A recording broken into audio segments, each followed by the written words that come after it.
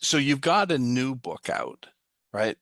I And do. it's phenomenal. I actually endorse the book. You also talk about what we do as well. But tell us the inspiration to your way back to happy is the name of the book. And you always seem happy. I didn't think you Yeah. had to get back to happy. I thought you just lived there. So Yes, yes. Well, I did and definitely want to help other people get back there. Well, the purpose of the book is really to help people overcome their past and turn the pain of their past into a future of freedom, purpose, and peace. So that's your way back to happy. And there are many people out there today where you have something in the past that has been a problem or a challenge. We're very good as these high performance leaders in just saying, oh, I'm just going to just tuck that over here. Pain, what pain? I'm not going to really pay attention to that. So it could be something that happens in your childhood.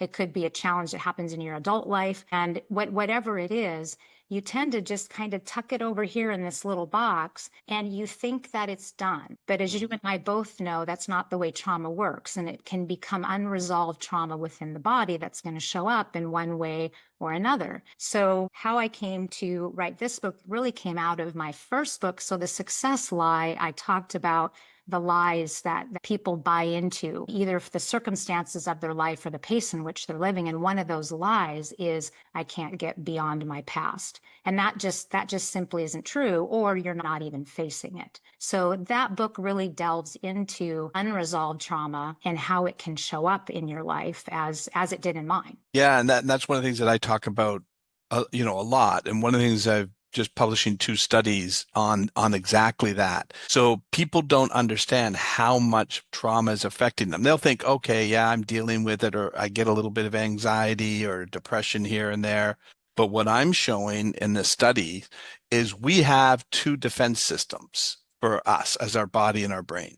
We have an immune system that is designed to protect us from any viruses, bacteria, even cancer, right? Mm, We've got these T cells floating around, these killer T cells to work on cancer. So that is the way the body protects itself through the immune system. The way the brain protects itself is through neuroplasticity. And that's his ability to rewire. So when something hits us, we're supposed to be able to rewire and build new neural pathways and basically adapt. But what right. I'm showing in the studies are that this unresolved trauma is actually increasing inflammation. So the genes that regulate inflammation upregulate, which means the genes that regulate your immune system downregulate. It's Mm, basically an allocation of resources. We're in fight or flight. We need to be focused on fight or flight, not maintenance. And right. so now the immune system's compromised. So now you're much more susceptible to things entering your system, Mm, and you don't have the defense that you should have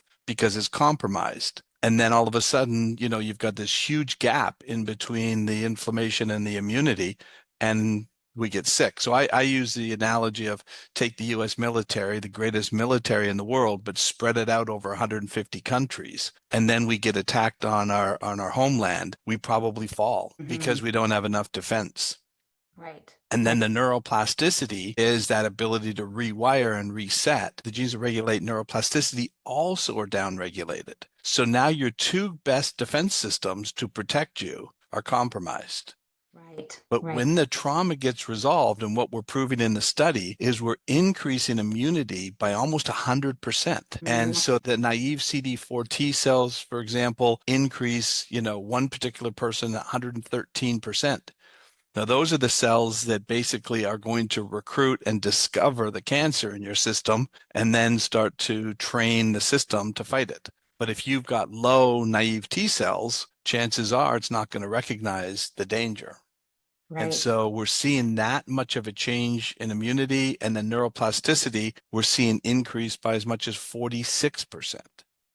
Those are amazing statistics. That is Yeah. really incredible. And the people that are stuck with this dysregulated system, you don't even really know that that it's happening. It just becomes a pattern. It becomes something that you're used to. And I use a graph when I explain it. I talk about, this is your nervous system in harmony. You go from the sympathetic when you're in action to the parasympathetic when you rest and digest, and you just kind of have this really nice harmony in your system.